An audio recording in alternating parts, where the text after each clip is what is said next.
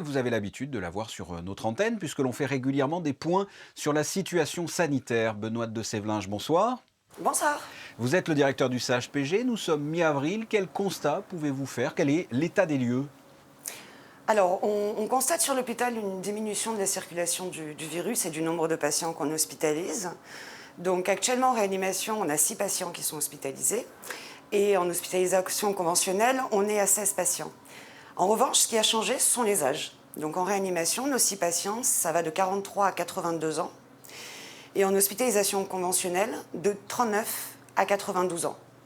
Donc vous voyez, on a des patients beaucoup plus jeunes qui viennent, D'accord. sachant qu'ils n'ont pas tous des comorbidités antérieures. Mhm. Donc on voit une évolution du virus. Il circule moins, mais il semble toucher une population un petit peu plus large. C'est un paradoxe, ça. Comment est-ce qu'on peut l'expliquer? Probablement l'effet des variants, probablement également l'effet de la vaccination qui permet aux personnes âgées que l'on avait dans les lits avant d'être protégées, d'autant plus sur Monaco, parce qu'on a des taux de vaccination très importants et très satisfaisants.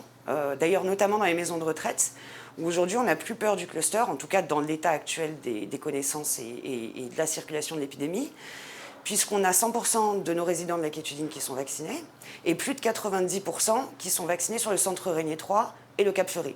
En réalité, il n'y a que 8 résidents sur toute la filière gérontologique qui ne sont pas vaccinés. Donc, de ce point de vue-là, on est beaucoup plus serein par rapport à l'impact de la maladie sur les personnes âgées. Mais aujourd'hui, il faut prendre en charge des plus jeunes. Donc, c'est un appel à la vigilance pour tout le monde. D'accord. Et ce qui est étonnant, c'est qu'on le voit, hein, c'est essentiellement du variant anglais qui serait plus contagieux, avec des cas des fois, paraît-il, plus graves. Comment se fait-il comme ça, alors que ce serait un virus plus contagieux, qu'il y ait moins de cas? Vous le dites, il y a plus de vaccination, mais c'est pareil dans les Alpes-Maritimes, ça baisse aussi.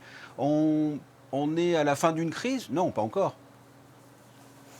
Je pense malheureusement que c'est un petit peu rapide de parler de la fin d'une crise. Bien sûr. Alors le variant britannique, effectivement, il est là, hein, c'est plus de 80% des cas de Covid sur Monaco. Donc il a vraiment pris le dessus. Aujourd'hui, on parle d'un variant alors que c'est plus le variant, c'est la grande majorité.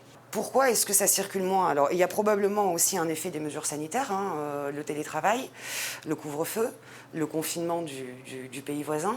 C'est des choses qui aident à diminuer la circulation du virus, c'est évident. Il y a peut-être aussi le retour des beaux jours, où les gens sont davantage en extérieur. Il y a la vaccination. Où on Il y a se peut-être communique, aussi un début on se d'immunité contamine collective. moins parce qu'on est à l'extérieur, c'est ça? C'est sûr. C'est certain. Aujourd'hui, on pense vraiment qu'on sous-estime la contamination via les traitements d'air. Et en extérieur, quoi qu'il en soit, l'air n'est pas confiné, on a un renouvellement qui est bon, et donc forcément on se contamine moins. Ça ne veut pas dire pour autant qu'il faut lâcher les mesures barrières. Ça veut dire que les mesures barrières sont d'autant plus efficaces à l'extérieur. Pouvez-vous nous rappeler de quelle manière le CHPG est en ordre de marche pour faire face à cette crise sanitaire? Alors actuellement, on est toujours en situation d'alerte, hein, donc notre activité d'orthopédie est extrêmement réduite et transférée à l'IM2S pour la traumatologie, l'IM2S qui est un partenaire très important dans cette crise. Nous avons une unité dédiée d'hospitalisation conventionnelle, donc de 30 lits, à la place du service d'orthopédie, et le bloc opératoire d'orthopédie sert de réanimation conventionnelle, dans laquelle actuellement sont hébergés 3 patients chirurgicaux. Donc ça, c'est des patients qu'on a normalement en réanimation. Pour le reste de l'établissement, on commence réellement à avoir à nouveau une activité normale avec une reprise des consultations qui est importante. On garde un certain nombre de mesures de précaution en demandant une PCR systématique pour toute hospitalisation, tout acte chirurgical, en demandant aux accompagnants de rester à l'extérieur pour éviter d'encombrer les salles d'attente.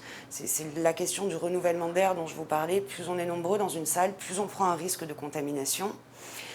Et donc voilà, sur le reste, on commence à retrouver un petit peu une vie, j'ai envie de dire, normale. Dans 10 jours aura lieu le Grand Prix historique, puis en mai le e-Prix et le Grand Prix de Formule 1. Le CHPG est toujours mobilisé à l'heure de grands événements comme ces courses.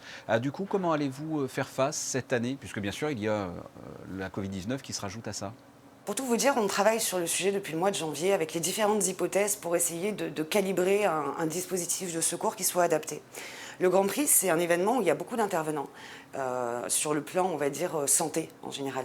Il y a la Croix-Rouge avec les secouristes, il y a les médecins de la Fédération automobile, il y a les médecins de l'Automobile Club, il y a les médecins de l'hôpital et il y a le SAMU 06 qui vient donner un coup de main. Rajouter le Grand Prix, c'est reprendre 3 week-ends. 3 week-ends de travail, là où on est censé avoir 3 week-ends de repos. Donc il a fallu qu'on retravaille tous ces plans-là pour essayer de rationaliser au maximum la présence des soignants et des médecins, pour assurer la sécurité dans les conditions réelles de ce qui va arriver, c'est-à-dire une partie de huis clos et une partie de course en public avec une jauge réduite. Donc il faut qu'on assure la sécurité de toutes ces personnes, tout en préservant en parallèle les soignants qui sont fatigués. Après, le Grand Prix arrive à une bonne période pour nous, puisque on voit, comme je vous l'ai dit, on a moins de malades, on a moins de travail à ce niveau-là.